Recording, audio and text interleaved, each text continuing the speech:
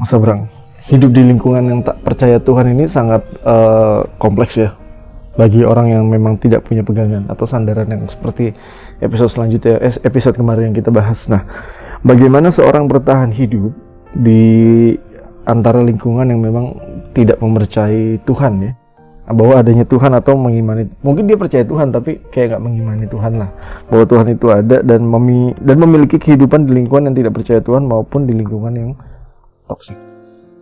Bagaimana keluar dan pandangan Mas Abrang?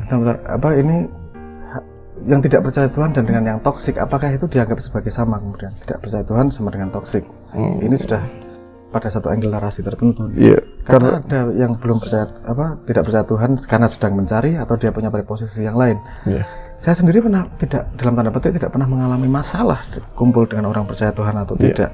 Karena interaksi tidak harus pada area itu. Agama sendiri mengatakan gini, kalau kamu percaya Tuhan itu fondasi loh. Output yang kemudian dilakukan adalah kamu menjadi manusia yang bermanfaat. Output yang bisa dilihat oleh orang. Karena kepercayaan Tuhan itu gimana sih? Sekarang gini, percaya sama Tuhan itu provingnya gimana? Saya nggak yakin orang yang ngomong percaya sama Tuhan itu benar-benar percaya. Tuhan. Karena itu statement di mulut itu sederhana. Saya mau ngomong saya bisa terbang ya bisa, tapi kan provingnya bisa terbang beneran. Tapi orang percaya Tuhan itu gimana sih? Karena sepemahaman saya, percaya Tuhan itu tidak hanya urusan mulut. Mulut itu paling gampang. Dan kita nggak benar-benar bisa tahu. Yang bisa dilihat adalah pada actionnya. Artinya percaya pada Tuhan, itu entitas Tuhan hadir. Kalau percaya sama Tuhan. Artinya semua kegiatannya, semua apa yang dia lakukan, itu mempertimbangkan kehadiran Tuhan tersebut. Itu baru bukti dari kepercayaan. Saya sendiri kalau ditanyain, kamu benar percaya Tuhan? Semoga ya. Karena saya nggak mau sebagai statement, ya saya berusaha menghadirkan Tuhan terus-terusan. Kalau action saya kemudian tidak menghadirkan Tuhan, omongan saya hanya menghina Tuhan dalam tanda petik, dan saya mengotori orang-orang yang benar-benar percaya Tuhan dalam tanda petik. Kalau kamu bisa merugikan orang banyak, korupsi, dan kamu mengatakan kamu percaya Tuhan hadir di mana sih itu? Saya nggak paham itu. Kemudian kamu percaya Tuhan hadir di mana? Ketika kamu ngambil duit persis bahwa itu bukan milikmu dan kamu tahu Tuhan nggak senang dengan itu, kamu tetap lakukan, berarti kamu nggak percaya Tuhan, no? Nggak hadir beneran di situ kok. Jadi keislaman, kesolehan, percaya sama Tuhan itu bukan sesuatu yang bisa diomongkan oleh mulut menurut saya, tapi pada action kamu setiap hari gimana, hadir nggak Tuhan dalam hidupmu? Pada jidat hitam atau pada baju segala macam itu kan nyun sewu lah. Saya nggak bisa ngejudge bahwa itu benar atau salah. Yang bisa saya ambil sebagai bobot adalah fungsimu di society. Apakah kamu membantu pertumbuhan saya? Apakah kita saling ngasih apa dan seterusnya? Jangan lupa loh, yang society yang dianggap paling Islami justru bukan negara Islam. Tapi dia melakukan apa yang dipreposisikan oleh Islam. Karena dia melakukan Islam sebagai hipotesis dari menata society. Tidak hanya sebagai sesuatu di mulut yang untuk nyalahin orang. Tapi actionnya benar-benar bahwa dia tidak mendasarkan ngomongnya dengan identitas Islam. Identitas itu dalam tanda petik, identitasmu kalau masih Islam itu juga belum Islam. Mohon maaf ini ngomong agak kontroversial nih. Karena dengan mengenal Tuhan, identitasmu seharusnya jagat, menyerah ketidakadaan Tuhan, atau identitasnya bukan lagi manusia berbeda, agama berbeda, bahkan nggak ada identitas yang berbeda dengan pohon. Integral ya Mas? Integral harus. Ya, kalau masih pada identitas politik, masih pada identitas kelompok, pertanyaan sederhananya kan gini, lebih penting mana di depan mata Tuhanmu yang kamu percayai? Kamunya atau identitas kelompokmu? Dan pada kegiatan sehari-hari apa yang kamu angkat? Dirimu atau baju kelompokmu?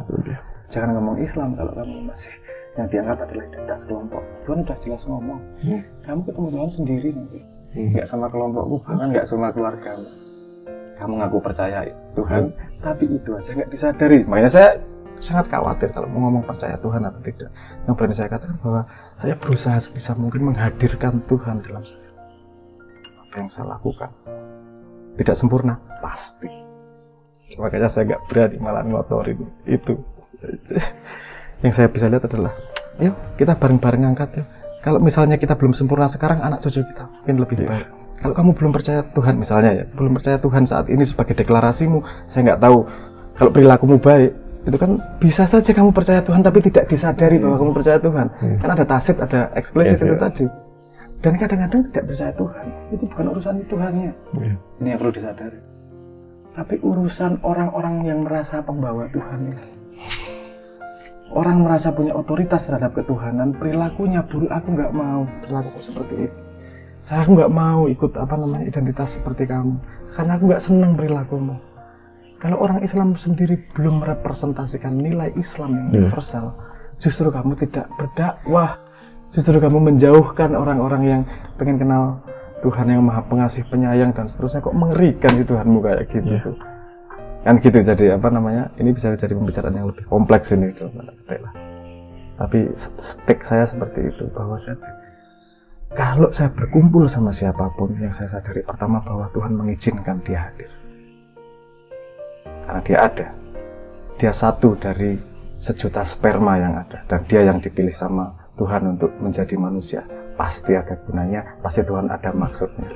Dan untuk menghakimi sesama murid tidak bisa mengisi rapat teman. Yang bisa adalah, yuk gimana kita saling bisa berkontribusi. Kalau belum dirimu yang sekarang, mungkin besok. Dan saya tidak berani mengatakan bahwa dirimu yang sekarang paling baik juga. Siapa tahu dengan kita bergaul terus, mencoba untuk memecahkan masalah, musuhku bukan kamu, tapi musuhnya adalah masalah. Siapa tahu dalam perjalanan itu kamu tumbuh menjadi sesuatu yang lebih baik, dan saya bisa menyadari juga saya bisa menjadi yang lebih baik. Saya merasa kita semua adalah murid, dan bareng-bareng menuju dengan perjalanan kita. Paham saya seperti itu. Kalau kita punya konstruksi berpikir seperti itu, rasanya tidak mudah untuk menyalahkan orang ya, Mas. Gak berani menyalahkan orang. Dan sulit. Gak berani. Saya paling takut menyalahkan orang itu. Yang saya bisa menyalahkan itu kedangkalan, kebodohan. Begini Bu, kebodohan saya tidak menyalahkan. Orang yang tidak mau tumbuh, itu yang saya paling nelongso pada petik lah. Kok nggak mau tumbuh? Bahwa kamu keadaan, kalau orang bodoh nggak masalah. Kalau mau tumbuh, itu dalam perjalanan. Gini loh, orang yang menganggap petunjuk menuju Tuhan itu adalah Tuhan. Apa maksud saya? Jadi maksudnya gini, jalan menuju Tuhan kayak jalan menuju Bandung. Sudah kita perjalanan nih, bukan berjalan menuju Bandung, tapi petunjuknya ini dikelonin kayak gini. Ini lo yang bener, ini yang benar, kamu nggak akan pernah sampai ke Bandung. Tersesat itu syaratnya nomor satu adalah berhenti berjalan untuk alasan apapun. Kalau nggak pernah berhenti berjalan, ketemu jalan buntu yang balik tuh. Salah jalan, yuk cari jalan yang lebih baik tuh. Itu nggak tersesat. Bahwa saat momen itu dia belum pas, ketika dia tidak berhenti untuk tumbuh, masih ada kans memperbaiki diri. Tapi kalau dia sudah merasa benar, dan itu kuda-kuda untuk menyalahkan orang lain. Orang yang sudah merasa benar itu mampu menyalahkan orang lain. Maka kalau dia sudah merasa benar, resiko terbesar untuk tersesat, menurut saya. Dan mematikan potensi untuk bertumbuh. Karena dia merasa sudah sampai. Terima kasih Mas.